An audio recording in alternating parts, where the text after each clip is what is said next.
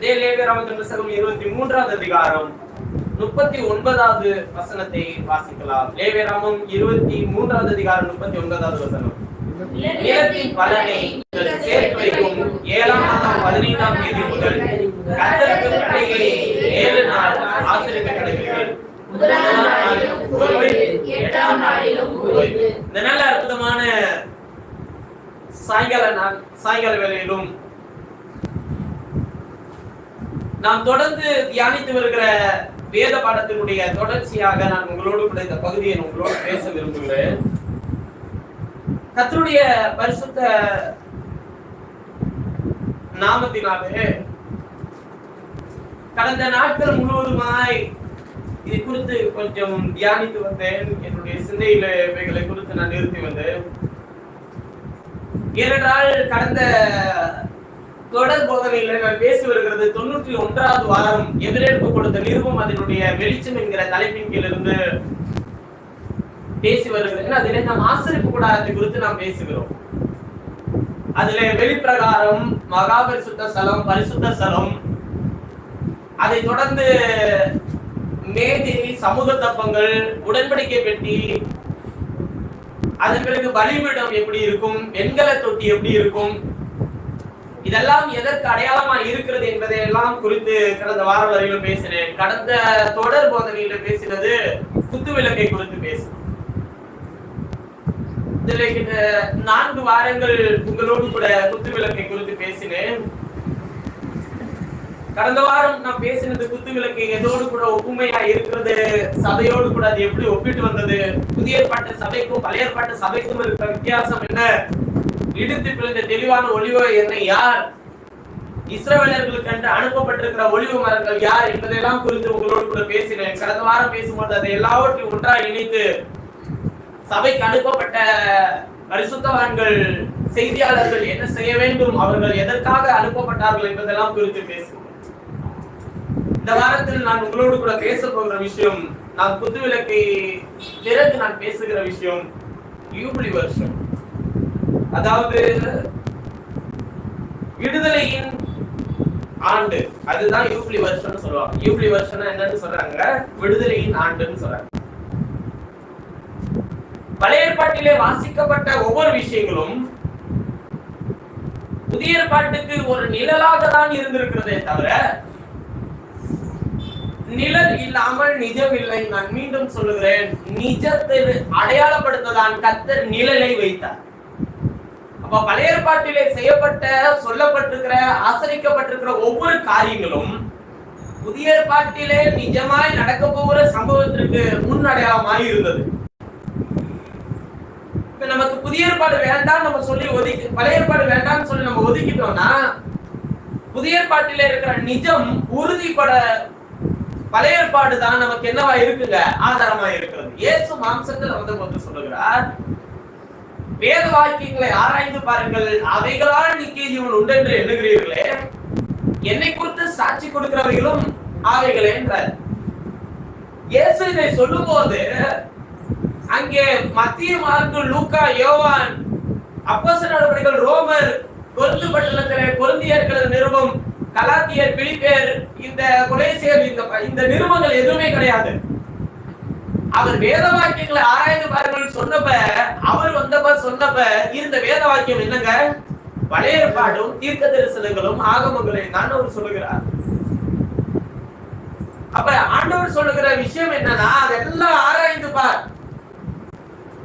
அவைகளாலதான் உங்களுக்கு என்ன கிடைக்கும்ன்றாங்க, நித்திய ஜீவன். அப்ப என்னை குறித்து சாட்சி கொடுக்கிறதே என்னன்னு தான் சொல்றாங்க. அந்த ஆகமங்களும் சாட்சி ஆகமங்களும் அந்த தீர்க்க தரிசன புத்தகங்களும் என்னை குறித்து தான் சாட்சி கொடுக்குது அப்படின்றத அவரே சொல்றார். அப்ப நல்லா விளங்கிக்கோங்க, ஒவ்வொரு காலத்திலும் தேவன் தம்முடைய வார்த்தையை அடையாளப்படுத்தி வருகிறார், மகிமைப்படுத்தி வைத்திருக்கிறார். அதனாலதான் அவர் சொல்லும்போது சொன்னார், வானமும் பூமியும் ஒளிந்து போனாலும் என் வார்த்தை என்ன பண்றது இல்லைன்றாங்க, ஒளிந்து போகாது. அப்ப அதில் மிக முக்கியமான விஷயம், நாம் சபையை குறித்து தியானித்து வருகிறோம், ஆசரிப்பு கூடாரத்தை குறித்து தியானித்து வருகிறோம்.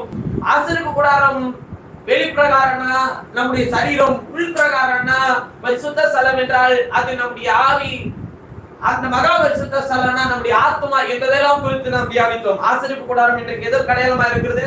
நம்முடைய சரீரத்துக்கு அடையாளமா இருக்கிறது.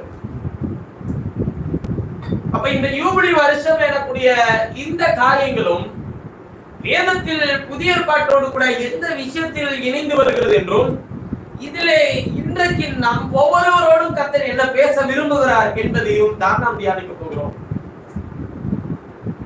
பொதுவாய் கிறிஸ்தவ உலகத்தில் சபை கூடி வருகிறதற்கு ஒரு நாளை நியமிக்கிறது உண்டு. இதை வைத்து ஒரு தனி கொள்கைகளை கொண்ட சபைகளும் உண்டு. இந்த நாளுக்காக, இந்த ஒரு நாளுக்காக, இது சாதாரணமான விஷயம் அல்ல. ஒரு தனித்துவமா ஒரு டினாமினேஷனே நாளையில இருக்கு, நாளை குறித்து அவர்கள் மேன்மை பாராட்டி ஒரு டினாமினேஷனே இருக்குன்னா, அப்ப இது எவ்வளவு முக்கியத்துவம் வாய்ந்த ஒரு விஷயமா இருக்கும் என்பதை நீங்கள் யோசித்து பாருங்க. ஏனென்றால் வேத வாக்கியம் என்ன சொல்லுதுன்றத கவனிச்சு பார்க்கணும். அப்ப ஒரு விஷயத்தை நாம் ஒரு இடத்தில் ஒரே ஒரு காரியத்திலே மாத்திரம் பார்த்தால் நமக்கு சாதகமாய் அநேக விஷயங்கள் தெரியும். ஆனால் வேத வாக்கியம் முழுமையும் நாம் ஆராய்ந்து பார்க்க வேண்டும். வேத வாக்கியங்கள் எல்லாம் தேவ ஆவியினால் அருளப்பட்டிருக்கிறது. அப்ப இயேசு வந்தப்ப அப்படி சொல்லிட்டு போனாருன்றதுனால புதிய ஏற்பாடு வேண்டாம்னு அர்த்தம் கிடையாது. பழைய ஏற்பாட்டு நிழல் என்றால் புதிய ஏற்பாடு நிஜம். அப்ப நிஜத்தில் எதை வெளித்த நிழல் கொடுக்கப்பட்டிருக்கிறது என்பதை தான் நாம் ஆராய்ந்து பார்க்கணும். புரியுதுங்களா? அப்ப லேவியராகமத்தின் புத்தகம் 23வது அதிகாரத்தில் வாசிக்கும் போது என்ன சொல்றாரு? 35வது வசனத்தை வாசிக்கலாம். 23:35. முதலாம் நாள் சபை கூடும் பரிசுத்த நாள். அதிலே சாதாரணமான யாதொரு வேலையும் செய்யலாகாது. பாருங்க, இந்த செய்தியினுடைய தலைப்பான எடுத்துக்கொண்டது யூபிலி வருஷம் என்றால் விடுதலை நான்கு என்ற அர்த்தம் என்கிற தலைப்பின் கீழ் இருந்து உங்களோடு கூட பேச விரும்புகிறேன். இந்த லேவியராகமத்தின் புத்தகத்தை வாசிக்கலாம். 35வது வசனம், 23வது அதிகாரம் 35வது வசனம். முதலாம் நாள் சபை கூடும் பரிசுத்த நாள். அதிலே யாதொரு சாதாரணமான யாதொரு வேலையும் செய்யலாகாது. 7 நாளும் கர்த்தருக்கு தகன பலி செலுத்த கடவீர்கள். 8ஆம் நாள் உங்களுக்கு சபை கூடும் பரிசுத்த நாள். அதிலே கர்த்தருக்கு தகன பலி செலுத்த கடவீர்கள். அது ஆசரிக்கப்படும் நாள். அதிலே சாதாரணமான யாதொரு வேலையும் செய்ய வேண்டாம். முதலாம் நாள் 8ஆம் நாள்னு சொல்லி இருக்குல்ல, இதுல 39வது வசனத்தை வாசிக்கும் போது பாருங்க, நிலத்தின் பலனை நீங்கள் சேர்த்து வைக்கும் 7ஆம் மாதம் 15ஆம் தேதி முதல் கர்த்தருக்கு பண்டிகையை 7 நாள் ஆசரிக்க கடவீர்கள். முதலாம் நாளில் ஓய்வு, 8ஆம் நாளிலும் ஓய்வுன்ற. முதல் நாள்னா என்ன, 8ஆம் நாள்னா என்ன? முதல் நாள்னா என்னங்க, 8ஆம் நாள்னா என்னங்க? 7 நாள் முடிஞ்ச பிறகு நமக்கு இப்ப முதல் நாள்ன்றது நம்ம கேலண்டர் படி பார்த்தோம்னா முதல் கிழமை, முதல் நாள்னு சொல்லக்கூடாது, முதல் கிழமை. நமக்கு வாரத்தின் முதல் கிழமை ஞாயிற்றுக்கிழமை ஆரம்பிக்குதுன்னு வச்சுக்கோங்க. இப்ப மறுபடியும் உங்களுக்கு முதல் கிழமை எது வருது? ஞாயிற்றுக்கிழமை தான் வருது. அதான் 8வது நாள். மறுபடியும் முதல் நாள் எது வருதோ அதான் என்னதுங்க, 8வது நாள். அப்ப முதல் நாள் தான் 8வது நாள்ன்றத சொல்றாரு. முதல் நாள் அந்த முதலாய் வரக்கூடிய எல்லா நாளும் ஓய்வுன்றார். இதுக்கும் நமக்கு என்ன பிரதர் சம்பந்தம் இருக்கு அப்படின்னு சொல்லி கேட்டீங்கன்னா, 8ஆம் நாள் என்னன்னு சொல்றாருங்க, சபை கூட பரிசுத்த நாள்ன்றாரு. லேவியராகமம் 23வது அதிகாரம் 34வது வசனத்தை 35வது வசனத்தை வாசிக்கும் சொல்றார், முதலாம் நாள் சபை கூட பரிசுத்த நாள். அதிலே சாதாரணமான யாதொரு வேலையும் செய்யலாகாது. சபை கூடி வரக்கூடிய பரிசுத்தமான நாள் எதுன்றாரு? முதலாம் நாள், 8ஆம் நாள். இப்ப மற்ற நாள்லாம் சபை கூடி வரக்கூடாது அப்படின்னு சொல்லி கேட்டீங்கன்னா, நாட்களை விசேஷித்துக் கொள்கிறவன் கர்த்தருக்கு என்று விசேஷித்துக் கொள்கிறான்றார். ஆனால் ஏன் பழைய ஏற்பாடு அந்த வார்த்தையை முக்கியத்துவப்படுத்துகிறது? இவர் சபை என்று சொல்லுகிற பதம் யாரை குறிக்கிறது? 2 சபை இருக்கிறது வேதத்தில். ஒன்று இஸ்ரவேல் சபை, இன்னொன்று புதிய ஏற்பாட்டில் வரும்போது புறஜாதி சபை. முதல் சபை வெளியே அழைக்கப்பட்ட ஒரு சபை. அது எதிலிருந்து? எகிப்திலிருந்து வெளியே வந்தது. புறஜாதி சபையும் எகிப்து ஆகிய உலகத்திலிருந்து வெளியே வந்தது. ஆனால் இரண்டு சபைக்கும் நிறைய வித்தியாசங்கள் உண்டு. ஒன்று நியாய பிரமாணத்தை பின்தொடர்ந்த சபை, இன்னொன்று கிருபையின் பிரமாணத்தை பின்தொடர்ந்த சபை. ரெண்டு சபைக்கு இருக்கிற பெரிய வித்தியாசமே தான். நியாய பிரமாணம் எல்லாரையும் பாவத்துக்குள்ளே அடைத்து போட்டது. கிருபையின் பிரமாணம் எல்லாத்தையும் பாவத்திலிருந்து என்ன ஆக்கினதுங்க? மீட்டு கொண்டு வந்தது, விடுதலை ஆக்கினது. இப்ப யூபிலி வருஷத்தை குறித்து சொல்லும்போது எப்படி சொல்றாருன்றத படிங்க. 25வது அதிகாரம் லேவியராகமத்தின் புத்தகம் 25ல 8வது வசனத்தை வாசிக்கும் போது, அன்றியும் 7 ஓய்வு வருஷங்கள் உள்ள 7 வருஷங்களை எண்ணுவாயாக. அந்த 7 ஓய்வு வருஷங்களும் 49 வருஷம். அப்பொழுது 7ஆம் மாதம் 10ஆம் தேதியில எக்கால சத்தம் ஒலிக்கும்படி செய்ய வேண்டும். பாவ நிவாரண நாளில் உங்கள் தேசம் எங்கும் எக்கால சத்தம் தொனிக்கும்படி செய்ய வேண்டும். 50ஆம் வருஷத்தை பரிசுத்தமாக்கி பாருங்க. 49ஆம் வருஷத்தை சொல்லல. அப்ப 49ஆம் வருஷத்துக்கு அடுத்த நாள், அடுத்த வருஷம் 50வது வருஷத்தை பரிசுத்தமாக்கி தேசம் எங்கும் அது குடிகளுக்கெல்லாம் விடுதலை கூற கடவீர்கள். அது உங்களுக்கு யூபிலி வருஷம்ன்ற. அதிலே உங்களில் ஒவ்வொருவனும் தன் தன் காணியாட்சிக்கும், விடுதலை கூறிட்டாங்கன்னா அவன் எங்க போகணுன்றது சொல்றா, ஒவ்வொருவனும் தன் தன் காணியாட்சிக்கும், அதாவது உங்களுடைய சொந்த இடத்துக்கும் தன் தன் குடும்பத்துக்கும் திரும்பி போக கடவன். அப்ப யாரெல்லாம் அடிமைப்பட்டு இருக்கிறானோ, யாரெல்லாம் குடும்பத்திட்ட போக முடியாம அடிமைகளாக இருக்கிறார்களோ அல்லது பிரிந்து இருக்கிறார்களோ, இவர்கள் விடுதலை கூறிட்டாங்கன்னா எங்க போகணுங்க? எல்லாருமே அவர்கள் காணியாட்சிக்கும் அவர்களுடைய குடும்பத்துக்கு திரும்பி போகணும். அதுதான் அதுக்காக வைக்கப்பட்டதா இந்த யூபிலி வருஷம். அப்ப யூபிலி வருஷம் என்றால் விடுதலை வருஷம், விடுதலை நான்கு. இப்ப நமக்கு இதுக்கும் என்ன சம்பந்தம் அப்படின்னு சொல்லி கேட்டீங்கன்னா, அங்க 8ஆம் நாள்ன்றத படிச்சோம், இங்க யூபிலி வருஷம்ன்றத சொல்றீங்க. புதிய ஏற்பாட்டோட இது எப்படி இணைத்து பார்க்க முடியும் அப்படின்னு சொல்லி கேட்டீங்கன்னா, கொஞ்சம் கவனிச்சா நமக்கு புரியும். கவனிங்க, நம்ம ரொம்ப முக்கியமான விஷயம் தான். நம்ம இதுக்கு ஆதியாகமத்தின் புத்தகத்திலிருந்து இயேசு மரித்து அடக்கமிடப்பட்டு உயிர்த்தெழுந்து போனதிலும், அதன் பிறகு பெந்தோகோஸ்தே சபை தோற்றுவிக்கப்பட்டதையும் எல்லாவற்றையும் இதுல இணைத்து காட்ட முடியும். அதுதான் நான் உங்களோடு கூட பேச போகிறேன். சரி, இப்ப நம்ம வசனத்தை வாசிச்சாச்சு இல்லைங்களா? விஷயத்தை வாசி. முதல்ல சபையை தோற்றுவிக்கிறதுக்கு முன்னாடி ஆண்டவர் என்ன செய்யறாருன்றத நம்ம முதல்ல படிப்போம். இந்த 8வது நாள் எங்க ஆரம்பிச்சது அப்படின்றத முதல்ல படிச்சுட்டு அதுக்கப்புறம் இந்த 50வது வருஷத்துக்கு வருவோம்.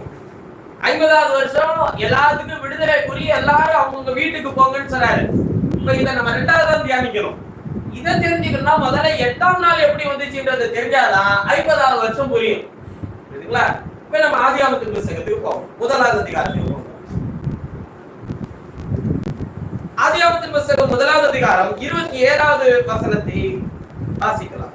தேவன் தம்முடைய சாயலாக மனுஷனை சிருஷ்டித்தார். தேவன் தம்முடைய சாயலாக மனுஷனை சிருஷ்டித்தார். அவனை தேவ சாயலாகவே சிருஷ்டித்தார். அவனை தேவ சாயலாகவே சிருஷ்டித்தார். ஆணும் பெண்ணுமாக அவர்களை சிருஷ்டித்தார். ஆணும் பெண்ணுமாக அவர்களை சிருஷ்டித்தார். இப்ப இந்த விஷயத்தை நான் வாசிக்கும் போது எல்லாருக்கும் தெரிந்த விஷயம் என்னன்னா, 6வது நாளில் தேவன் மனுஷனை உண்டாக்கினார் என்று சொல்லி எல்லாரும் சொல்லுவாங்க இல்லைங்களா? இதுல ஆண்டவர் மனுஷனை உண்டாக்கினார் என்று எழுதப்பட்டிருக்கிறதா? 26வது வசனத்தை வாசிக்கும் போது சொல்றார், பின்பு தேவன் நமது சாயலாக நமது ரூபத்தின்படி மனுஷனை உண்டாக்குவோமாக, அவர்கள் சமுத்திரத்தின் மச்சங்களையும் ஆகாய பறவைகளையும் மிருக ஜீவன்களையும் பூமி அனைத்தையும் பூமி மேல் ஊரும் சகல பிராணிகளையும் ஆளக்கடவர்கள் என்றார். சொல்லிட்டு சொல்றாரு, தேவன் தம்முடைய சாயலாகவே மனுஷனை சிருஷ்டித்தார். உருவாக்கினாரா? சிருஷ்டித்தார். அவனை தேவ சாயலாகவே சிருஷ்டித்தார். ஆணும் பெண்ணுமாக அவர்களை சிருஷ்டித்தார். தேவன் தம்முடைய சபையை, முதல் மனுஷனை அவர் என்ன பண்றாருன்னா முதலில் சிருஷ்டிக்கிறார். ஆறாவது நாளில் மனிதன் சிருஷ்டிக்கப்படுகிறான், உருவாக்கப்படவே இல்லை.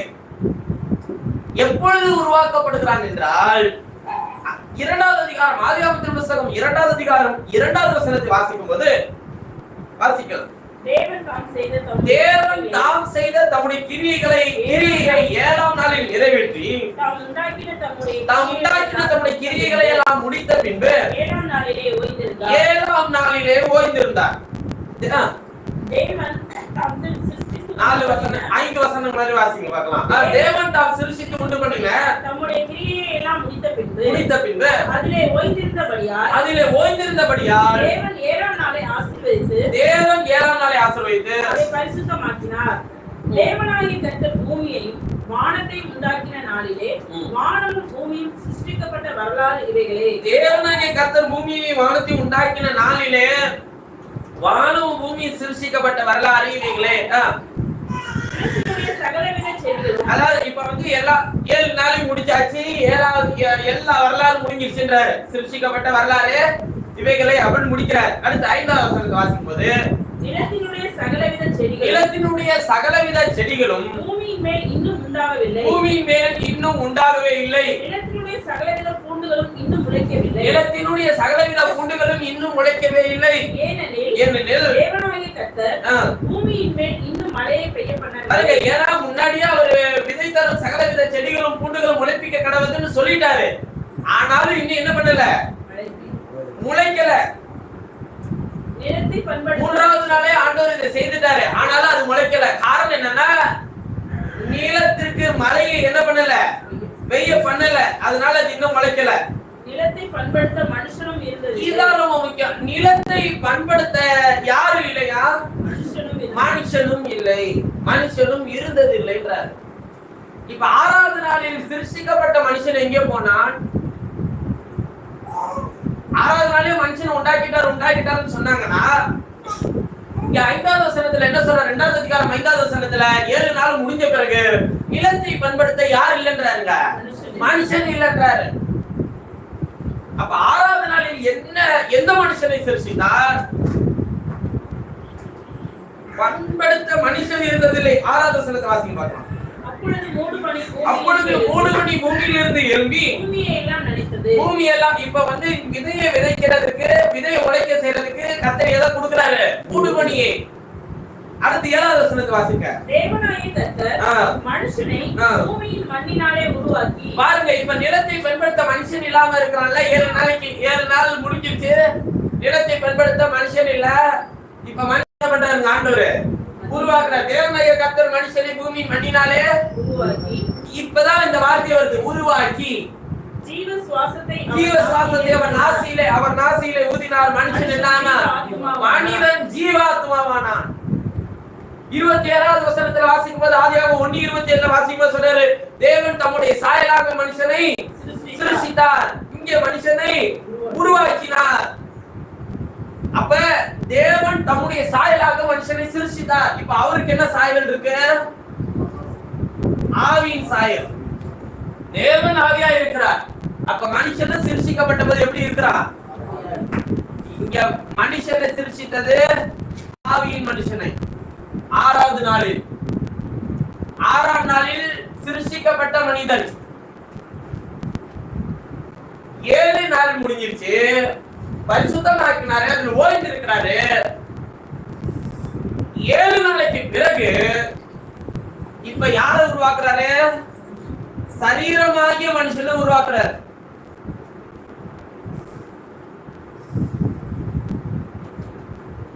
இப்ப இதை எந்த நாள் வைப்பீங்க? 6வது நாள் மனுஷன் சிருஷ்டிக்கப்பட்டா, 7வது நாள் கர்த்தர் ஓய்ந்திருந்து அதை பரிசுத்தமாக்கி 7ஆம் நாளை ஆசீர்வதித்து அதை பரிசுத்தமாக்கிட்டாரு, அதில் ஓய்ந்திருந்தார் எழுதியிருக்கு. வானம் பூமி உருவாக்கப்பட்ட சிருஷ்டிக்கப்பட்ட வரலாறு இவைகளே. அப்படி 7 நாள் முடிச்சிட்டாரு. அதன் பிறகு இப்ப மனுஷனை உருவாக்குறாரு. இதை எத்தனாவது நாள் வைக்கிறது? இப்ப இதெல்லாம் ஒரு சொல்றாரு, மறுபடியும் 1ஆம் நாள். அதாவது 1ஆம் நாள்ன்றதும் 8ஆம் நாள்ன்றதும் ஒண்ணுதான். 7வது நாளைக்கு அடுத்த நாள், அதாவது 1ஆம் நாள் அல்லது 8ஆம் நாள்.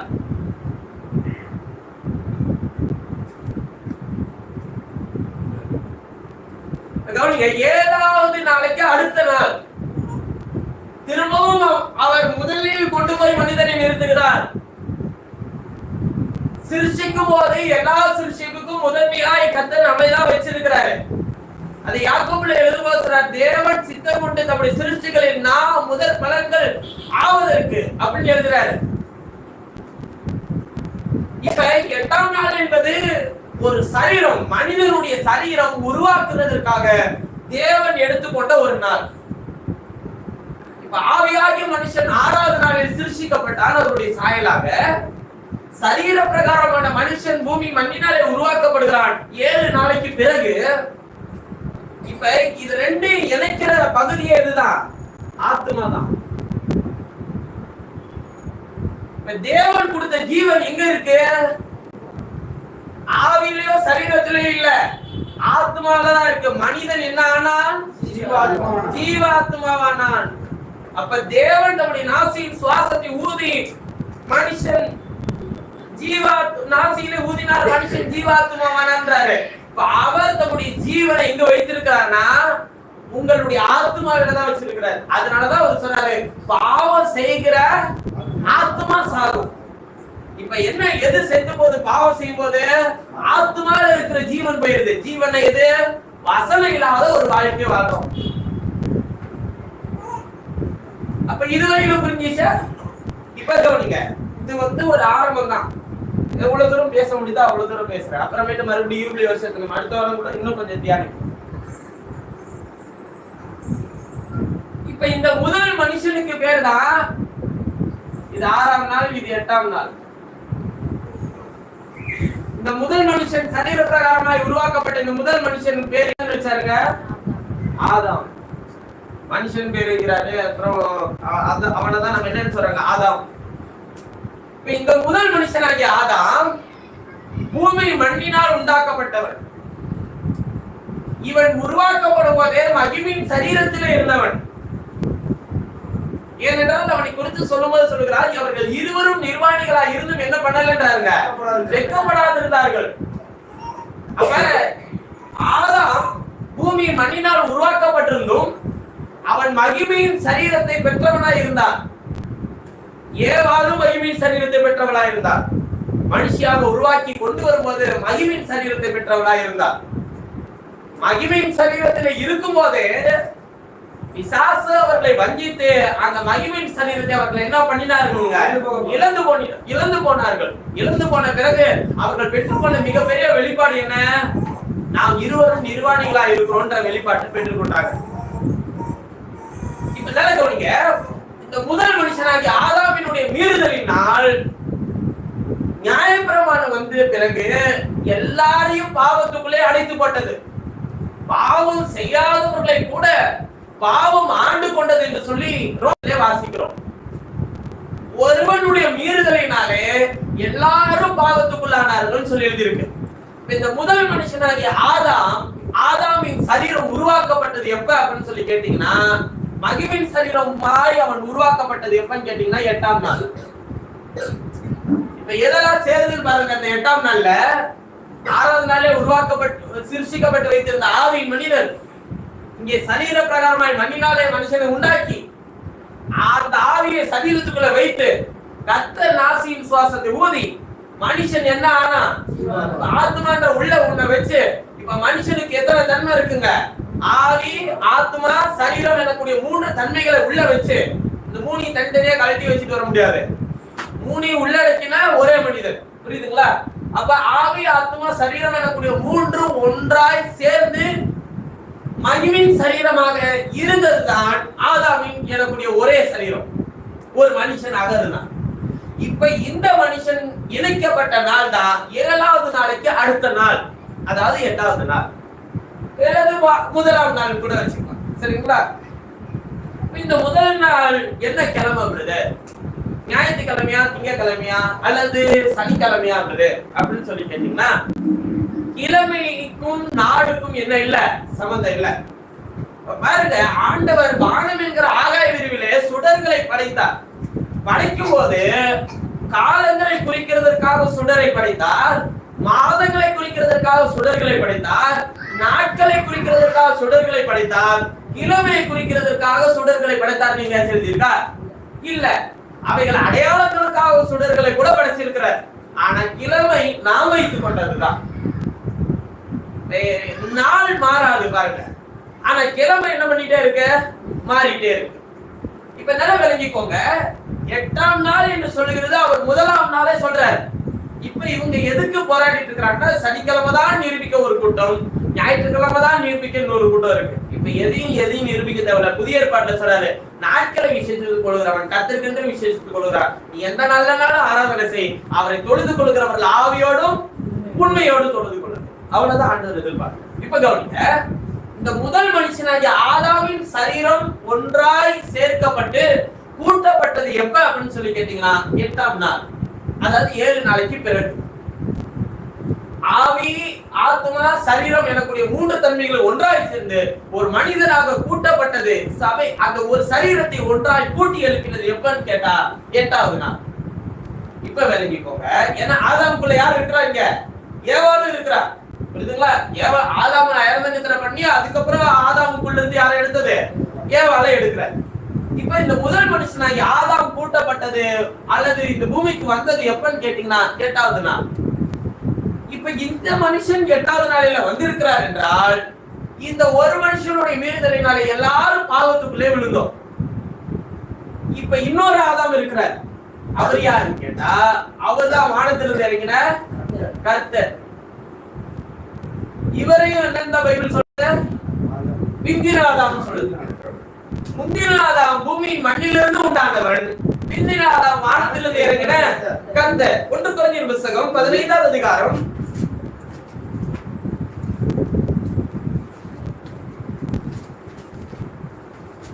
1 கொரிந்தியர் புத்தகம் 15ஆவது அதிகாரத்தை எடுத்துக்கோங்க.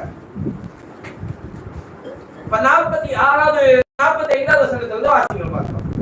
அந்தபடியே முந்தின மனுஷனாகிய ஆதாம் ஜீவ ஆத்மாவானான் என்று எழுதியிருக்கிறது. பிந்தின ஆதாம் உயிர்ப்பிக்கிற ஆவியானவர். பிந்தின ஆதாம் உயிர்ப்பிக்கிற ஆவியானார். ஆவியானவர் அல்ல.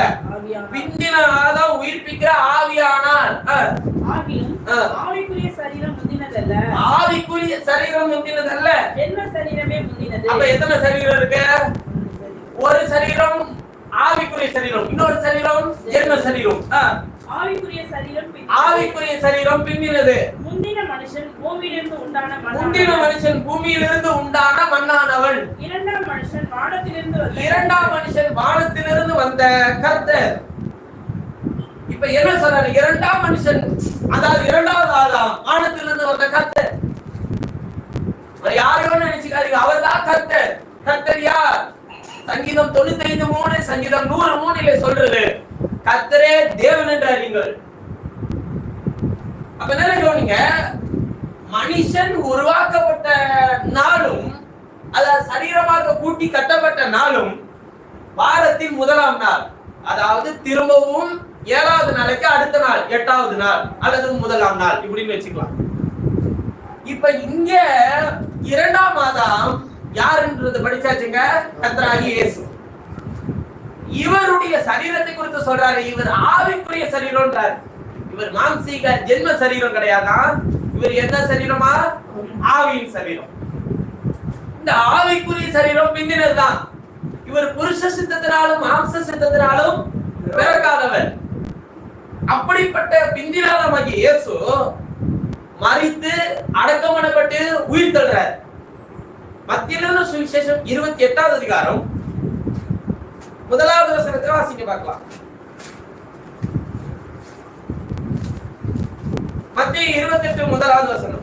ஓய்வு நாள் முடிந்து வாரத்தின் 1ஆம் நாள் விடிந்து வருகையில் மகதலேனா மரியாளும் மற்ற மரியாளும் கல்லறையை பார்க்க வந்தார்கள். அப்பொழுது பூமி மிகவும் அதிரும்படி கர்த்தருடைய தூதன் வானத்திலிருந்து இறங்கி வாசல் கல்லை புரட்டி தள்ளி அதன் மேல் உட்கார்ந்தான். இப்ப இங்க என்ன நடந்துச்சுன்னு தெரியும். இயேசு என்ன ஆயிட்டாரு? உயிர் தள்ளுறார். எப்ப? 1ஆம் நாள், வாரத்தின் 1ஆம் நாள். இப்ப ஒரு மனுஷனுடைய சரீரம் உயிர்ப்பிக்கப்பட்டது, அதாவது பூட்டி கட்டப்பட்டது, சேர்க்கப்பட்டதும் முதலாம் நாள். 7வது நாளைக்கு அடுத்த நாள் பிந்தினாதாமினுடைய சரீரம் இந்த பூமியில வந்து மரித்து அடக்கம் பண்ணப்பட்டு உயிர் தெழுந்ததும் எப்பதாங்க? அதே முதலாம் நாள் தான்.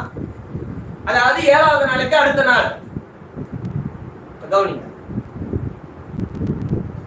முந்தின மனுஷன் மகிமையின் சரீரத்திலே இந்த பூமிக்கு வந்து மாம்சீக சரீரத்தை நமக்கு கொடுத்து சென்றார். மகிமையின் சரீரத்தில் இருக்கும்போது அவர்கள் இருவரும் நிர்வாணிகளாக இருந்து வெட்கப்படாதிருந்தார்கள் சொல்லி எழுதியிருக்கல. மகிமையான சரீரத்தில் இருந்து மாம்சீகத்தில் இப்பொழுது உங்களுக்கும் எனக்கும் இருக்கிற எந்த உணர்வுகளும் எண்ணங்களும் இல்லாத ஒரு சரீரத்தில் இருந்து பாவத்திலே விழுந்து மாம்சீக எண்ணங்களையும் மாம்சீக சரீரத்தையும் கொடுத்து சென்றான் முதல் ஆதாம். எல்லாரையும் பாவம் ஆளுகை செய்தது. ஆனால் பிந்தின ஆதாம் அவர் மகிமையா இருந்தவர். அவர் தேவனுக்கு சமமாய் இருப்பதை கொண்டாடின பொருளாக எண்ணாமல் அவர் தம்மை தாமே வெறுத்து அடிமையின் ரூபம் எடுத்து மனுஷர் சாயல் ஆனார். பிலிப்பியர் 2வது அதிகாரம் 5, 6, 7, 8 வசனத்தில் வாசிக்கும் போது தெளிவாய் சொல்லப்பட்டிருக்கிற வேத வாக்கியம். அப்ப இங்கே ஒருவன் மகிமையின் சரீரத்திலிருந்து மாம்சீக சரீரத்தை கொடுத்து கொண்டார். இங்க ஒருத்தர் மகிமையான தேவனாய் இருந்தவர் தம்மை வெறுமையாக்கி அடிமை ரூபமாகிய மாம்சீக சரீரத்தில் அவர் வந்து நம்மளே போல பாடுபட்டு சோதிக்கப்பட்டு அவர் நமக்கு இப்ப எதை கொடுத்துட்டு போயிருக்கிறாருன்னு கேட்டா, பாரு, மாம்சீக சரீரத்தில் வந்ததானா உனக்காக மரித்து அடக்கம் பண்ணப்பட்டு உயிர் தெழுந்த போது நம் மகிமையின் சரீரமாகிய மறுரூப சரீரத்தை வைத்து போயிருக்கிறார். இப்ப நமக்காக இருக்கிறது எந்த சரீரம்? நாம் பெற்றிருக்கிறது ஆதாமின் சரீரம். ஆனால் நாம் இப்பொழுது பெற்றிருக்கிறது யாருடைய சரீரத்துக்குள்ள இருக்கிறோங்க? ஆண்டவர் சரீரத்துக்குள்ள இருக்கிறோம், இவருடைய சரீரத்துல இருக்கிறோம். இது எப்படி உண்மை வருது? நான் எப்படி அவர் சரீரத்துல இருக்கிறேன்னு நீங்க சொல்றீங்க அப்படின்னு சொல்லி கேட்டீங்கன்னா, ஏன் இந்த சரீரத்தை பத்தி நான் பேசுறேன் அப்படின்னு சொல்லி கேட்டீங்கன்னா, சபைன்னு ஒண்ணு வரும்போது அது சரீரத்துக்குள்ளதான் இருக்கணும். இப்ப ஏவாளை எடுத்துக்கோங்க. ஏவாள் மனவாட்டி. ஏவாள் மனவாட்டி. ஏவாள் எங்க இருக்கிறாள்? ஆதாமின் சரீரத்துக்குள்ள இருக்கிறார். இப்ப இந்த சரீரம் யாருடைய சரீரம்? கர்த்தராகிய இயேசு கிறிஸ்துவினுடைய சரீரம். அவருடைய சரீரத்துக்குள்ள யார் இருக்கிறதுங்க? மனவாட்டியாகிய சரீரமாகிய சபை இருக்கு. கவனிங்க, சரீரம்னு சொல்லும் போதே அங்க எது வந்துருது? சபை வந்துருது. அவருக்குள்ளே நாம் இருக்கிறோம் என்ற அர்த்தம். வேதத்தில் வாசிக்கலாம். 1 கொரிந்தியர் புத்தகம் 12வது அதிகாரம். 1 கொரிந்தியர் 12 எடுத்துக்கோங்க.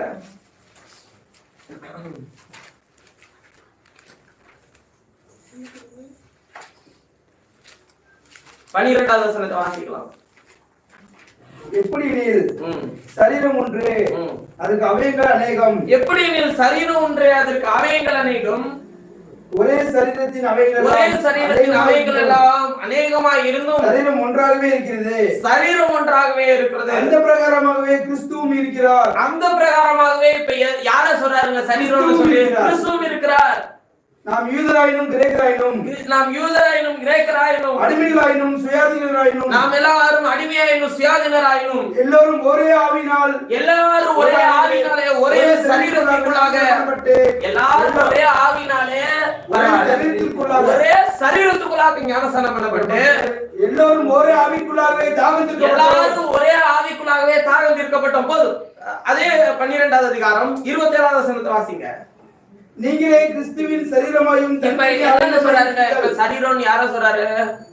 நீங்களே கிறிஸ்துவின் சரீரமாயும் தனித்தனி அவயங்களாய் இருக்கிறீர்கள். தனித்தனியா அவயங்களாயும் இருக்கிறீர்கள். சரீரம்னு சொல்லும் போதெல்லாம் அங்க யார வந்துருது? நம்மளே தான் சொல்றாரு. ஏன்னா இந்த சரீரத்திலே அவர் மாம்சீகத்திலே வந்ததனுடைய நோக்கம் பிள்ளைகள் மாம்சத்தை ரத்தத்தை உடையவராக இருக்க, அவர் ஒரு மாம்சத்தை ரத்தத்தை உடையவர். ஆனால் இப்ப அவர் மாம்சத்தை ரத்தத்தை உடையவராகி மாம்சத்திலே மரித்து அடக்கம் பண்ணப்பட்ட உயிர் தந்த பிறகு அவர் என்ன பண்றாருன்னு சொல்லி கேட்டா, அவர் உயிர் தெழுந்த அவருடைய சரீரத்துல கர்த்தர் உங்களை என்னவா வச்சிருக்கிறாருங்க? அவைகளாக வைத்திருக்கிறார்.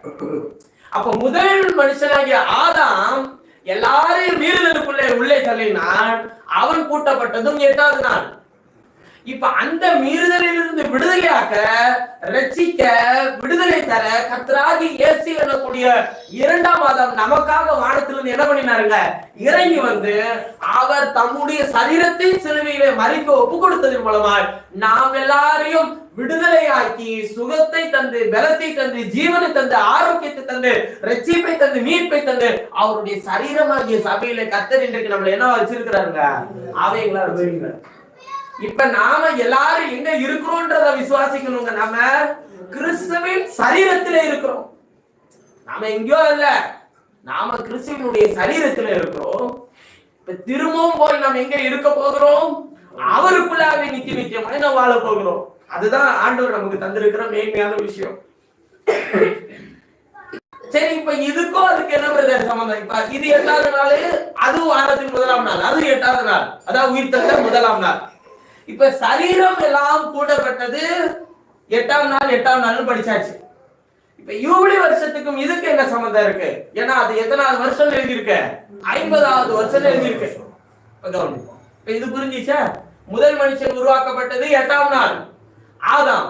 பிந்தின ஆதாம் உயிர் தெழுந்ததும் 8வது நாள், அதாவது 1ஆம் நாள். 1ஆம் நாள்னு சொல்லலாம், 8ஆம் நாள்னு சொல்லலாம். 8ஆம் நாள் அவர் கர்த்தராகிய இயேசு கிறிஸ்து. முந்தின மனுஷன் ஆதாம். இவன் எல்லாரையும் பாவத்துக்குள்ளே தள்ளினார். இவர் எல்லாரையும் பாவத்திலிருந்து விடுதலை ஆக்கும்படிக்கு அவர் தம்முடைய சரீரத்தை உயிர்த்தெழ பண்ணினார். இயேசு கிறிஸ்து மரித்ததோடு மாத்திரம் இருந்திருந்தா நாம் ரட்சிக்கப்பட்டிருக்க முடியாது. இயேசு மரித்தவராக மாத்திரம் இருந்திருந்தால் நாம் விடுதலை அடைந்திருக்க முடியாது. இயேசு உயிர்த்தெழுந்ததன் மூலமாக நாம் எல்லாரும் அவருடைய சாயலிலே என்ன பண்ணப்பட்டிருக்கிறோங்க? இணைக்கப்பட்டிருக்கிறோம். புரியுதுங்களா? ஏன்னா எல்லாரும் மரித்தார்கள், கிறிஸ்து எல்லாரை போல மரிக்கவில்லை. அவர் மரித்து அடக்கம் பண்ணப்பட்டு சொன்னபடியே 3ஆம் நாளில் என்ன பண்ணினாருங்க? உயிர் தெழுந்தார். உயிர் தெழுந்ததினாலதான் இன்னைக்கு நீங்கள் அவருடைய சரீரத்தில் அவயங்களாக இருக்கிறீர்கள். சரி, இப்ப விஷயத்துக்கு வருவோம். யூபிலி வருஷம் தான் நமக்கு ரொம்ப முக்கியம் இல்லைங்களா? யூபிலி வருஷத்தை குறித்து சொல்லும்போது என்ன சொல்றாரு? அது 49 வருஷம் தள்ளி 50வது வருஷத்தை தேர்ந்தெடுக்கிறார். 7 வருஷமா குறிச்சுக்கின்றார். 7 49 வருஷம். அப்ப 50வது வருஷம்ன்றது 49வது வருஷத்துக்கு அடுத்த வருஷம். 7வது வருஷத்துக்கு 8வது வருஷம் வச்சுக்கோங்க. மறுபடியும் அங்கேயே வரும். 7ன்றது அந்த ஒவ்வொரு வருஷத்தையும் நிறைவு செய்யறார், பரிபூர்ணம் அடைந்து நிறைவு செய்யறாரு. இப்ப 50வது வருஷம்னு சொல்லும் போது திரும்பவும் அது முதல் வருஷம், திரும்பவும் அது 8வது வருஷம், அப்படி கணக்குல வரும். புரியுதுங்களா? இப்ப 7 வரையிலும் அந்த ஒரு வாரத்துக்குள்ள வந்துருது. ஆனால் அது திரும்பவும் இங்க போகுதுங்க, திரும்பவும் முதல்ல ஆரம்பிக்கிறதுனால அது 50வது வருஷம். இப்ப இந்த 7 49 வருஷங்கள் நீ எல்லாத்தையும் செய். அது வரையிலும் அவன் அடிமையா இருக்கலாம், எல்லாம் பண்ணலாம், என்னதுனாலும் என்ன பண்ணிக்கலாங்க, நீ செஞ்சுக்கலாம். ஆனா யூபிலி வருஷம் 50வது வருஷம் வந்துருச்சுனாலே விடுதலை கூறணும். நீ விடுதலை கூறிட்டா அவங்க தன்னுடைய வீட்டுக்கு திரும்பி போகணும், குடும்பத்துக்கு போகணும், அவங்க காணியாட்சிக்கு திரும்பி போகணும். லேவியராகமத்தின் புத்தகம் 25வது அதிகாரத்துல அப்படிதான் சொல்லுது. 25வது அதிகாரம் 10வது வசனத்தை வாசிக்கும்போது சொல்றாரு, 50ஆம் வருஷத்தை பரிசுத்தமாக்கி தேசமெங்கும் அந்த குடிகளுக்கெல்லாம் விடுதலை கூற கடவீர்கள். அது உங்களுக்கு யூபிலி வருஷம். அதிலே உங்களில் ஒவ்வொருவனும் தன் தன் காணியாட்சிக்கும் தன் தன் குடும்பத்துக்கும் திரும்பி போக கடவென்றார். சரி, இப்ப யூபிலி வருஷம் 50வது வருஷம். இது என்னன்னு சொன்னாங்க? விடுதலை கூறணும்ன்றாரா? விடுதலை எங்க போறாங்க? அவங்க எல்லாரும் அவங்கவுங்க குடும்பத்துக்கு திரும்பி போகணும்.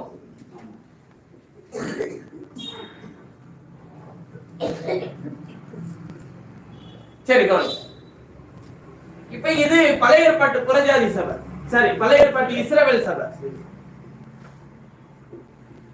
இந்த யூபிலி வருஷம் யாருக்கு? உங்களுக்கு இல்ல, இஸ்ரவேல் சபைக்கு. சரிங்களா? இஸ்ரவேல் சபைக்கு 7 49 வருஷம் அவன் ஒரு வேலை செய்யணும். 50வது வருஷம் வந்தவனே யூபிலி வருஷம் கொடுத்தவனே அவன் விடுதலை ஆகணும். யாருக்கெல்லாம் விடுதலை கிடைக்கும் அப்படின்னு சொல்லி கேட்டா, கை பிசகா யாரையாச்சும் அடிச்சிருவான். அடிச்சதெல்லாம் அவன் செத்து போயிட்டானா, இப்ப இவனை கொலை செய்யப்படணும் நியாயப்பிரமாண சட்டத்தின்படி. இப்ப இதுல இருந்து தப்பிச்சுக்கணும்னா என்ன பண்ணலாம்னா, அடைக்கல பட்டணம்னு ஒண்ணு இருக்கு, அங்க போய் தன்னை மறைச்சிக்கலாம். அங்கே விடுதலை கூற வருஷம் வரையிலும் அவன் உள்ள இருக்கணும். இல்லன்னா அவனுடைய சந்ததியார் அவனுடைய ஜெனரேஷன் மறிச்ச பிறகு இவன் உயிரோட இருந்தானா அவன் அந்த பட்டணத்துல இருந்து என்ன பண்ணலாங்க, திரும்பி வரலாம். அப்ப 40 வருஷம் 49 வருஷம் கழிச்சுதான் ஒருத்தவன் இந்த காரியத்திலிருந்து விடுதலை ஆகி என்ன பண்ணணுங்க, வரணும். அதாவது உங்களுக்கு சொல்ல போனா ஒரு ஆயுள் தண்டனை மாதிரி. அவன் போய் அங்க போய் தனியா இருக்கணும். அங்க அவன் அடைக்கல பட்டணத்துக்குள்ள போயிட்டானா அவன் யாரும் என்ன பண்ணக்கூடாதுங்க, கொலை செய்யக்கூடாது. இதான் ஆண்டவர் வச்சிருக்கிற நியாயப்பிரமாணத்தின் சட்டம். இப்ப அப்ப அந்த சூழல்ல இருக்கிறவர்களை விடுதலை பண்றதுக்கு நான் ஆண்டவர் சொன்னாரு. இப்ப சிலர் கொண்டு வருவாங்கல்ல, யூபிலி வருஷம் கூறினோடனே எல்லாரும் அவங்களுடைய சொந்த குடும்பத்துக்கு போயிடலாம், அடிமைத்தனத்துல இருந்து விடுதலை தரலாம். இதெல்லாம் தொடர்ந்து நீங்க வீட்டுல வாசிச்சு பாருங்க. யூபிலி வருஷத்துல என்னென்னலாம் செஞ்சிருக்கிறாங்கன்றது உங்களுக்கு தெரியும். 11வது வசனத்தை வாசிக்கும்போது, லேவியராகமம் 25:11 வாசிக்கும்போது, அந்த 50வது வருஷம் உங்களுக்கு யூபிலி வருஷமா இருப்பதாக அதில் விதைக்காமலும் தானாய் விளைந்து பயிரானதை அறுக்காமலும் கிளை கழிக்காமல் விடப்பட்ட திராட்சை செடியின் பழங்களை சேர்க்காமலும் இருப்பீர்களாக. அது யூபிலி வருஷம், அது உங்களுக்கு பரிசுத்தமா இருக்க வேண்டும். அந்த வருஷத்தில் வயல்வெளியில் விளைந்தவைகளை நீங்கள் புசிக்க வேண்டும். உங்களுக்கு என்ன வயல்வெளியில் விளைஞ்சிருக்கோ அதை புசி, அறுத்து அதை என்ன பண்ணாத, விற்கலாம் வேண்டான்றார்.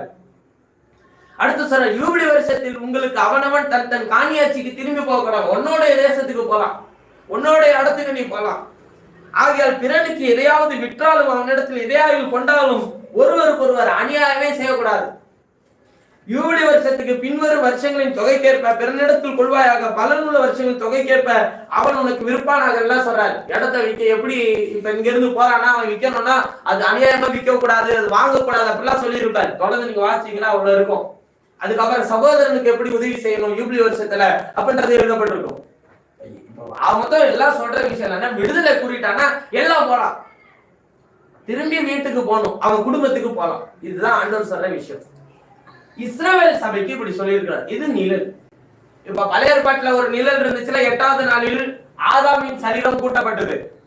அதே 8ஆம் நாளில் புதிய ஏற்பாட்டில் கிறிஸ்தியேசுவின் சரீரம் உயிர்த்தெழப்பட்டு கூட்டப்பட்டு அது எடுத்துக்கொள்ளப்பட்டு பரலோக ராஜ்யத்துக்கு போனுச்சு. அந்த சரீரத்துக்கு நமக்கு என்ன சம்பந்தம் இருக்குன்றதை நம்ம சொன்னோம். முதலில் மனுஷனாகி ஆதாமின் சரீரத்துக்கு நமக்கு பங்குண்டு. இப்ப மண்ணான சரீரத்தை நம்ம பெற்றிருக்கிறோம். 2ஆம் மனுஷனாகி இயேசு கிறிஸ்துவின் சரீரத்துக்கு நமக்கு பங்குண்டு. ஏனென்றால் அவருடைய உயிர்த்தெழுதலினாலே அவரை விசுவாசிக்கிற விசுவாசத்தின் மூலமா கிறிஸ்துவின் சரீரமாகிய சபையில கர்த்தர் இன்னைக்கு உங்களை என்ன பண்ணி இருக்கிறாங்க, இணைச்சு வச்சிருக்கிறாரு. நாம் சீக்கிரமாய் அவர் வரும்போது எடுத்துக்கொள்ளப்படுவோம் என்கிற நம்பிக்கையோடு காத்திருக்கிறோம். 2 சரீரத்தில் நமக்கு என்ன இருக்கு, சம்பந்தம் இருக்கு, பங்கு இருக்கு. இப்ப இந்த சபைக்கு சபை நிழலாட்டமாய் வாழ்ந்திருக்கு. நாம எப்படி நாம யாரா நிஜமாய். இப்ப நாம எந்த சபை, இஸ்ரவேல் சபை இல்ல, புறஜாதி சபை. அதாவது நம்மளை சொல்லும்போது புறஜாதின்னு சொல்லுது, ஆவிக்குரிய இஸ்ரவேலர்கள்னு சொல்லி இருக்கு. சரிங்களா? இப்ப புறஜாதி சபை, புறஜாதி சபை எப்ப தோற்றுவிக்கப்பட்டுச்சு அப்படின்னு சொல்லி கேட்டா, எப்ப தோற்றுவிக்கப்பட்டுச்சு? புறஜாதி சபை எப்ப உண்டாச்சு? அப்போஸ்தலர் நடபடிகள் 1வது அதிகாரத்தை திருப்புங்க.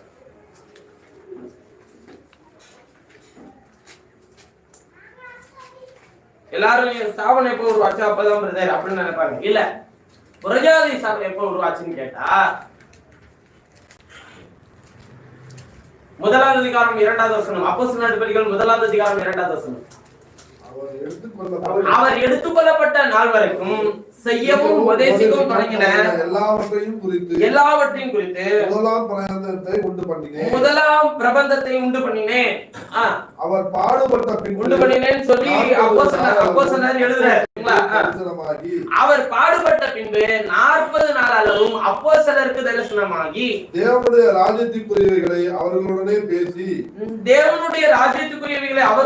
பேசி அநேகம் தெளிவான திருஷ்டாந்தங்களினாலே அவர்களுக்குள்ளே தம்மை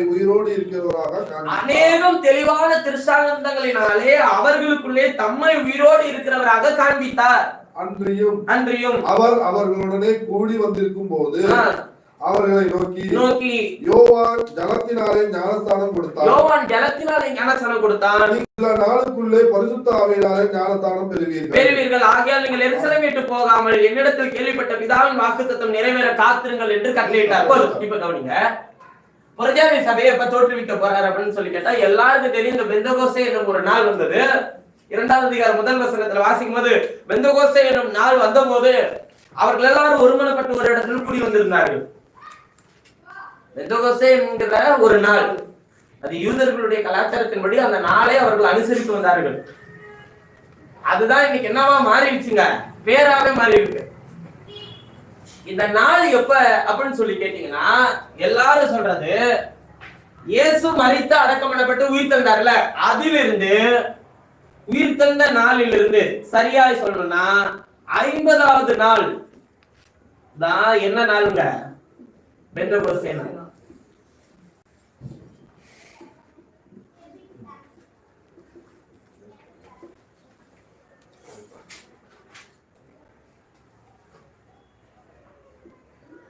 கவனிங்க, இயேசு உயிர்த்தெழுந்ததிலிருந்து பெந்தகோஸ்தே நாள் வர்றதுக்கு எத்தனை நாள் ஆச்சுங்க? 50 நாள். இப்ப இவர் எத்தனை நாள் அளவு உயிரோட இருக்கிறவராக தன்னை காண்பித்தாரே உயிர்த்தெழுந்த பிறகு? 40 நாள் அளவும் இங்க பூமியிலே தான் இருக்கிறார். உயிரோடு இருக்கிறவராக தன்னை தம்முடைய சீஷர்களுக்கு காண்பித்தார். இப்ப இவர் உயிர்த்தெழுந்து போயிட்டாரு. 40 நாள் முடிஞ்ச பிறகு எடுத்துக்கொள்ளப்பட்டு போயிட்டாரு. போகும்போது என்ன சொல்லிட்டு போறாரு, நீங்க சில நாளைக்குள்ள பரிசுத்த ஆவியினால ஞானஸ்நானம் பெறுவீங்க, அதுவரையிலும் எருசலேமை விட்டு போகாதீங்கன்னு சொன்னார். அந்த சில நாள் தான், அதிலிருந்து 10 நாள், 50வது நாள் தான் பெந்தகோஸ்தே நாள். 40 நாள் அளவு உயிரோடு இருக்கிறவராக தன்னை காண்பிச்சிட்டாரு. அதிலிருந்து சில நாளைக்குள்ளே பெந்தகோஸ்தே நாள் வந்துச்சு. அந்த நாளை தேவன் முன்குறித்து அந்த நாளிலே பிளவுண்ட நாவுகளை கொண்ட அக்கினி ஒவ்வொருவர் மேலும் வந்து இறங்கினது. அப்பொழுது அவர்கள் பற்பல பாஷைகளை பேசினார்கள். பேதுரு எழும் என்று பிரசங்கித்தான். யோவேல் கர்த்தர் தீர்க்கதரிசன வசனம் நிறைவேறுகிறது என்று சொல்லி பிரசங்கித்தான். இப்ப கவனிங்க, இந்த பெந்தகோஸ்தே நாளில தான் புறஜாதி சபை முதலாக தோற்றுவிக்கப்பட்டது. அப்போஸ்தலர்கள் மூலமாய் தோற்றுவிக்கப்பட்ட முதல் சபைக்கு ஊற்றப்பட்ட பரிசுத்த ஆவியினுடைய அபிஷேகத்தின் ஊற்றப்பட்ட நாள் எதுன்னு கேட்டா பெந்தகோஸ்தே நாள். இந்த பெந்தகோஸ்தே நாள் 50வது நாள். இன்னும் சொல்ல போனா உங்களுக்கு புரியும்படிக்கு சொல்றேன், 7 வாரம் தள்ளி போனா 49 நாள் பிறகு என்ன நாளுங்க, 50வது நாள். அது மீண்டும் வாரத்தின் 1வது நாள் அல்லது 8வது நாள்னு சொல்லலாம். இப்ப ஏன் இந்த 50 எல்லாம் மென்ஷன் பண்றாரு, ஏன் அந்த நாளை அவ்வளவு முக்கியத்துவம் படுத்துறாரு அப்படின்னு சொல்லி கேட்டா, அப்ப இன்னைக்கு நாமளும் அந்த 50வது நாளை கொண்டாடணுமா பிரதர் அப்படின்னு சொல்லி கேட்டா, 50வது நாள் எதுன்னு உங்களுக்கு தெரியாது. இப்ப என்னால கவனிங்க, இயேசு உயிர்த்தெழுந்ததிலிருந்து 50வது நாள், அவர் பரமேறி போயிட்ட பிறகு 50வது நாள்கள்ல என்ன ஆகுதுங்க, பெந்தகோஸ்தே நாள் வருது. அந்த நாளிலே அன்றைக்கு பிளவுண்ட நாள்களை கொண்ட அக்கினி ஒவ்வொருவர் மேலும் வந்து இறங்குது. இயேசு உயிர்த்தெழுந்ததிலிருந்து பெந்தகோஸ்தே என்னும் நாள் வந்ததற்கு இடைப்பட்ட இடைவெளி எத்தனை நாளுங்க, 50 நாள். 50வது நாள்ல தான் பெந்தகோஸ்தே நாள் வந்ததுன்னு சொல்லி சொல்றாங்க. இப்ப இந்த 50வது நாள் பெந்தகோஸ்தே சபை, அதாவது புறஜாதி சபை தோற்றுவிக்கப்படுகிறது. பெந்தகோஸ்தே சபை, புறஜாதி சபை தோற்றுவிக்கப்படுகிறது. பிளவுண்ட நாவுகளை கொண்ட பரிசுத்த ஆவியினாலே அவர்களை வழிநடத்த ஆரம்பிக்கிறார் கர்த்தர். அதுவரையிலும், அதுக்கு முன்பு வரையிலும் பரிசுத்த ஆவியானவர் அவர்களை நடத்துகிற விதத்தை எப்படி நடத்தினாரோ ஒவ்வொரு தீர்க்கதரிசிகளை கொண்டு நடத்திட்டு வந்தார். இப்ப எல்லார் மேலும் இருந்த தேவன் எபேசியரை வாசிக்கும் போது பாருங்களேன் எப்படி சொல்றாருன்றத.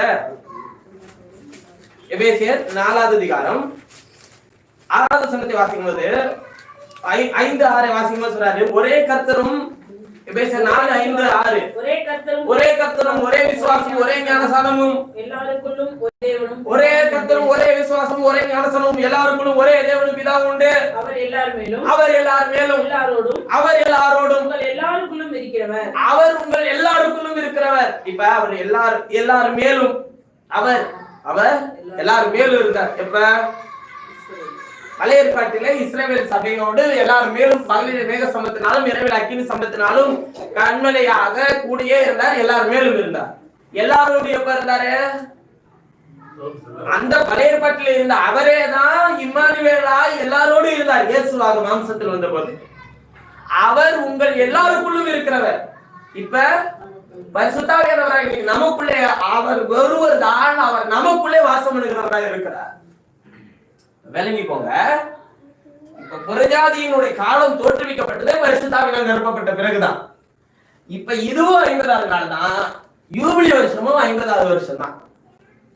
யூபிலி வருஷத்துல நடந்தது கவனிங்க, விடுதலையின் வருஷம் அது. விடுதலை வருஷத்துல எல்லாரும் அவர்களுடைய குடும்பத்துக்கு காணியாட்சிக்கு திரும்பி போகணும். இப்ப இந்த 50ஆம் வருஷத்துல என்ன நடக்குதுன்னு கேட்டீங்கன்னா, புறஜாதி சபை தோற்றுவிக்கப்படுது. புறஜாதி சபை குடும்பத்துக்கு இப்ப திரும்பி வர வேண்டிய நேரம் வந்துருச்சு. எது குடும்பம், எது வீடு, எது காணியாச்சுன்னு சொல்லி கேட்டா, குடும்பம் தான் ஆண்டவர் கொடுத்திருக்கிற உங்களுக்கு இருக்கிற ஒரு சொந்த குடும்பம். இவ்வளவு நாள் வரையிலும் இஸ்ரவேல் சபை உள்ள இருந்துச்சுல்ல, புறஜாதி இஸ்ரவேல் சபைக்கு வெளியில இருந்துச்சு. இப்ப நீங்க தேவ ஆராதனைக்கு உங்களுக்கு ஏதாவது சம்பந்தம் இருக்கா? சம்பந்தம் கிடையாது. உடன்படிக்கைக்கு உங்களுக்கு சம்பந்தம் இருக்கா? சம்பந்தம் கிடையாது. கர்த்தருடைய சமூகத்தை பத்தி உங்களுக்கு சம்பந்தம் இருக்கா? சம்பந்தம் கிடையாது. எந்த இஸ்ரவேலர்கள் தொழுது கொண்ட வாக்குத்தத்தங்கள், ஆராதனைகள் எதுக்கும் புறஜாதியை கர்த்தர் ஒதுக்கி வச்சிட்டார். இதுக்குள்ள யார் வரக்கூடாது, புறஜாதி வரக்கூடாது அப்படின்னு ஒதுக்கிட்டார். இப்ப யூபிலி வருஷம் வந்தோடனே எப்படி விடுதலை கூறி அடிமைத்தனத்தில் இருக்கிறவர்கள் எல்லாம் தங்களுடைய குடும்பத்துக்கு திரும்பி போனார்களோ, அது போல் பெந்தெகோஸ்தே நாள் வந்த போது பரிசுத்த ஆவியானவர் எல்லாருக்குள்ளும் ஊற்றப்பட்ட போது, அவர் எல்லார் மேலும், அவர் எல்லாரோடும், இன்றைக்கு உங்கள் எல்லாருக்குள்ள வந்த போது அவர் உங்கள் எல்லாரையும், நீ எல்லாரும் என்னுடைய வீட்டுக்கு திரும்பி வாண்டார். இப்ப நான் இது விடுதலை வருஷம். பெந்தெகோஸ்தே பரிசுத்த ஆவி வந்துருச்சுனாலே, வசனத்தின் வெளிச்சம் வந்துருச்சுனாலே, வார்த்தையினுடைய பரிபூர்ணம் வந்துருச்சுனாலே, நீ எதுக்கு அடிமை கிடையாது, நீ எல்லாத்திலும் விடுதலை ஆக்கப்பட்டவர்.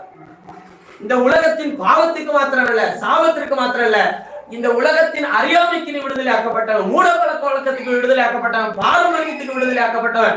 நீ விடுதலை ஆனவன். நீ ஒரிஜினலான உன்னுடைய குடும்பத்துக்கு திரும்பி வா. இப்ப குடும்பம் எங்க இருக்குன்றதான் கண்டுபிடிக்கணும். இப்ப குடும்பத்தை கண்டுபிடிக்கணும்னா மறுபடியும் 8வது நாளைக்கு போகணும். ஏன்னா ஏவாளுடைய ஒரே குடும்பம் யாது? ஆதாமின் சரீரம். இப்ப நம்முடைய குடும்பம் எந்த சரீரம்? இயேசுவின் சரீரம். இன்னைக்கு வாசிச்ச கொலேசியர்ல கூட பரலோகத்தில் இருக்கிறவர்களும் பூமியில் இருக்கிறவர்களும் ஒரே ரத்தத்தினாலே தமக்கு ஒப்புரவாக்கி கொள்ளன்னு எழுதுறாரு. அப்ப நல்லா கவனிங்க, கிறிஸ்துவின் சரீரம் தான் நம்மை அவரிடத்தில் கொண்டு போய் சேர்த்தது, அந்த மகிமையை கொண்டு போய் சேர்த்தது. இஸ்ரவேலர்கள் கூட அந்த மகா பரிசுத்த ஸ்தலத்துக்குள் பிரவேசிக்க பயந்த காலம் உள்ளது, நியாயப்பிரமாணத்தின் காலம். அதிலே பிரதான ஆசாரியன் மாத்திரம்தான் வருடத்துக்கு ஒரு முறை உள்ளே பிரவேசிக்க முடியும். ஆனால் இஸ்ரவேல் சபை வெளியே போயிட்டு புறஜாதி சபை உள்ள வந்தோடனே கர்த்தர் தமது ஆவி எல்லாருக்கும் கொடுத்தோடனே, நீங்கள் எல்லாரும் என்னை நோக்கி அப்பா என்று கூப்பிடப்படுகிற புத்திர சுவிகாரத்தின் ஆவியை நான் உங்களுக்கு தரேன், நீ எல்லாருமே இனிமே தைரியமா கிருபாசன தண்டைக்கு வரலாம். நீங்க எங்க வரீங்க? கிருபாசன தண்டைக்கு வரீங்க, மகா பரிசுத்த ஸ்தலத்தண்டைக்கு வரீங்க. அவருடைய வேதத்தை படிக்கிறீங்க, அவருடைய வேதத்தினுடைய மகத்துவங்களை அறிஞ்சுக்கிறீங்க. இது எல்லாம் தான் இந்த உலகத்தில் உங்களை விடுதலையாக்கினது. நீங்க நினைக்கிற மாதிரி ஆண்டவர் ஏதோ உங்கள் பாவத்திலிருந்து, அசுத்தத்திலிருந்து, வியாதியிலிருந்து, வேதனையிலிருந்து, கஷ்டத்திலிருந்து, கண்ணீரிலிருந்து, கடன் தொழிலிருந்து மாத்திரம் விடுதலை ஆக்கல. ஆண்டவர் அதற்காக வரவும் இல்லை. ஆண்டவர் உங்களை விடுதலை ஆக்கினது என்னன்னா, நீ என்னிடத்தில் நெருங்கி வர்றதுக்காக நான் உனக்கு விடுதலை கூற வந்தேன். ஆண்டவர் பெந்தெகோஸ்தே நாள்ல அவர் பரிசுத்த ஆவியை ஊற்றப்பட்ட போது கிறிஸ்துவின் சரீரத்திலே நாம் எல்லாரும் ஒரே ஆவியினாலே இசைவாய் கூட்டி இணைக்கப்பட்டு அந்த சரீரத்துக்குள்ள இருக்கும்போது, நமக்கு அவருடைய சரீரம் உயிர் தெரிந்துச்சுன்னா, அந்த சரீரம் ஜெயித்திருந்துச்சுன்னா, நமக்கும் அதுல என்ன இருக்குங்க? பங்கு உண்டு, ஜெயம் உண்டு, சுகம் உண்டு, ஆரோக்கியம் உண்டு, எல்லாம் உண்டு.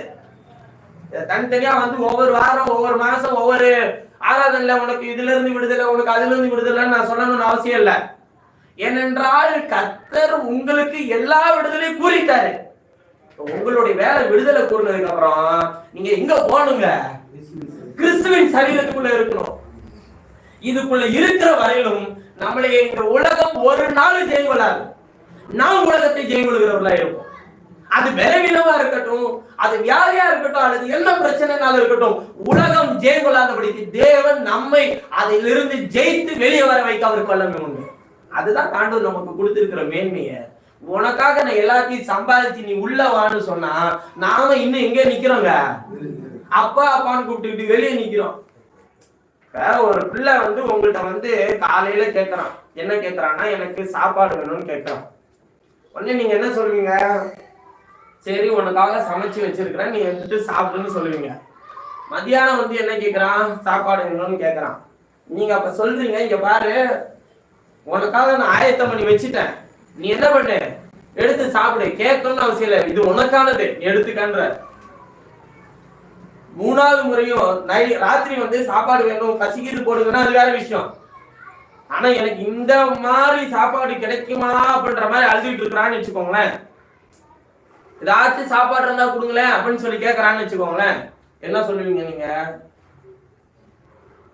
சரி, நீ என் வீட்டுல பிள்ளையா இருக்கிறியா இல்ல வேற எதுவா இருக்கிறியான்னு சொல்லி கேட்போம் இல்லையா? அப்ப பிள்ளைகளுக்கு அவன் கேட்டதுக்கு அப்புறம் ஆயத்தம் பண்ணீங்களா இல்ல ஆயத்தம் பண்ணி வச்சிருப்பீங்களா? சாயங்காலம் வந்துச்சுனாலே ஏதோ பிள்ளைங்களுக்கு நீ இதை சாப்பிடணும் அதை சாப்பிடணும்னு எதிர்பார்ப்பான். தினந்தோறும் கேட்டதுக்கு அப்புறமேட்டு இரு நான் ஃப்ரைட் ரைஸ் மாதிரி புதுசா போய் ஆர்டர் போட்டு வாங்கிட்டு வரேன் அப்படின்னு சொல்லி போவீங்களா?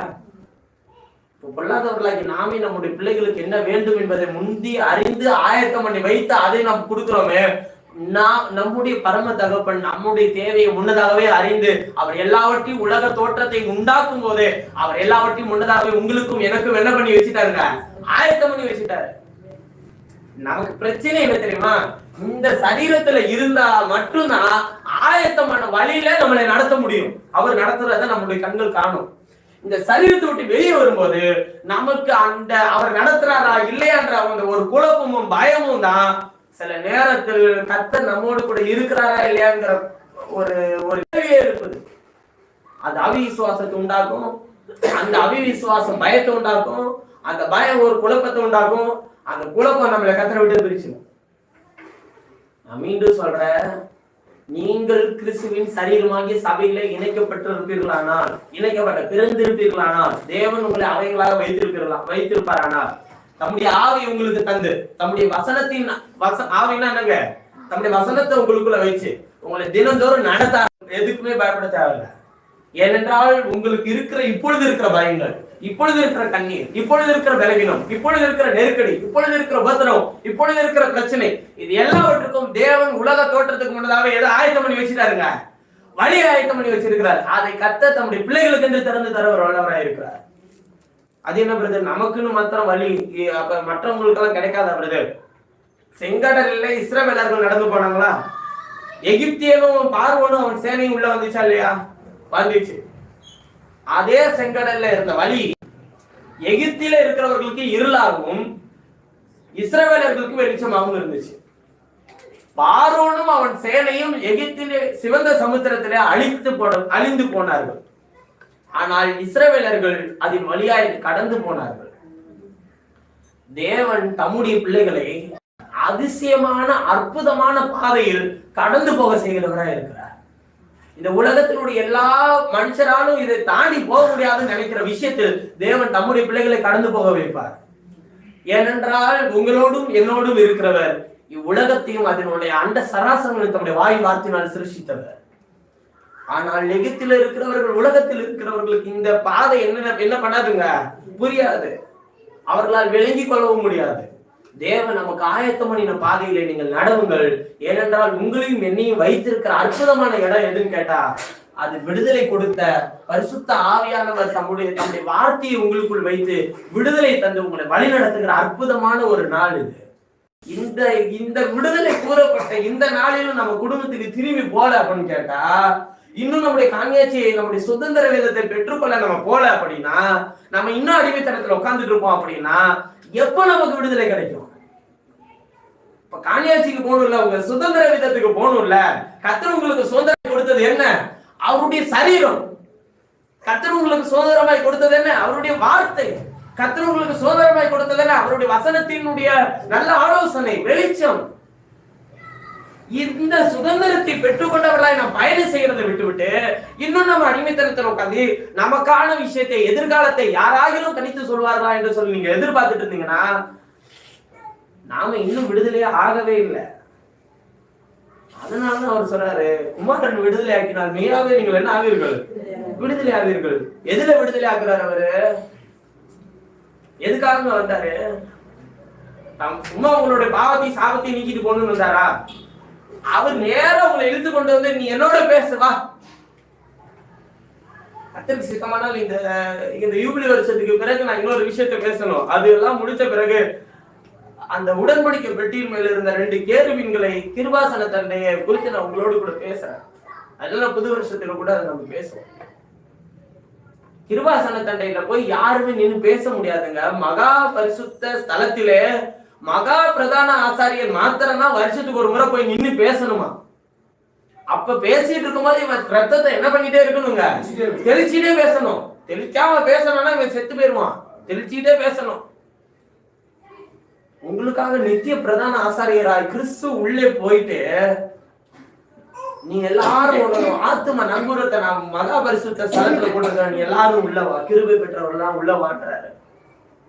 இப்ப யார் இவங்கதான் வரணும் அவங்கதான் வரணும்னு கிடையாது, எல்லாரும் இப்ப உள்ள போலாம். அவரை அப்பா பிதாவே என்று சொல்லி கூப்பிடுறோம். அதனாலதான் அதோட வேல்யூ தெரியாம போச்சாங்கன்னு தெரியல. அங்க போயிட்டு நம்ம உட்காந்து என்ன கேட்டுட்டு இருக்கிறோங்க, அவன் என்ன கேட்கறதுக்காக உள்ள போனா, தன்னுடைய பாவத்துக்காகவும் தன் ஜனங்களுடைய பாவத்துக்காகவும் பரிந்து பேச போனா.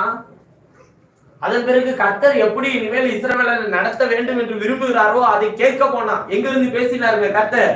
அந்த கிருபாசனையில இருந்து பேசினார் அவனோடு. இன்னைக்கு அது மாதிரி ஆண்டவர் பேசினாருன்னா பரவாயில்ல பிரதர், நானும் அதுக்கு தான் பிரதர் ஜோம் பண்றேன், என்னோட மட்டும் பேச மாட்டேங்கிறாரு பிரதர். இன்னைக்கு இருக்கிற ஒரே கிருபாசன தண்டை இதுதான். இதுல நீங்க வந்து படிக்காம கேட்காம ஆண்டவர் உங்களுக்கு இதுல இருந்து என்ன பண்ணவே முடியாதுங்க, பேச முடியாது.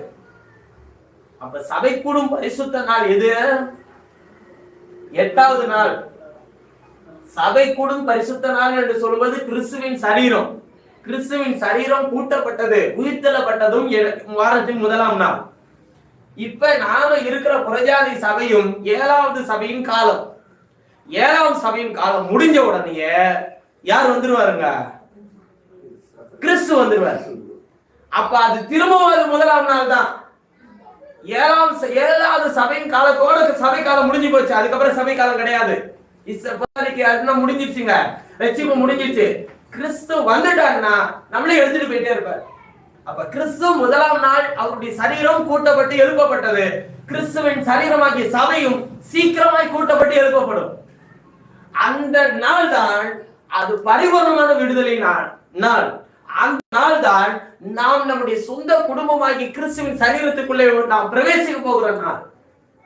அந்த நாள் தான் நம்முடைய சுதந்திர விதத்தை நாம் பெற போகிற நாள். இப்ப நாம மாம்சீக சரீரத்தை பெற்றிருக்கிறோமா? ஆவிக்குரிய சரீரத்தை வச்சுட்டு போனது யாரு? இயேசு கிறிஸ்து.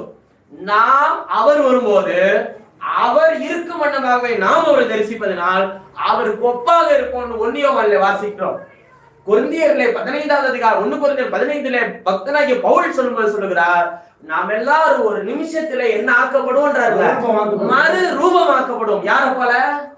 அவரை போலவே மறுரூபமாக்கப்படும். நாம் அவரை போல மறுரூபமாக்கப்பட்டு எடுத்துக்கொள்ளப்பட போகிற அந்த கடைசி நிமிஷத்தில், கடைசி நாட்களில் நாம் ஜீவிக்கிறோம்.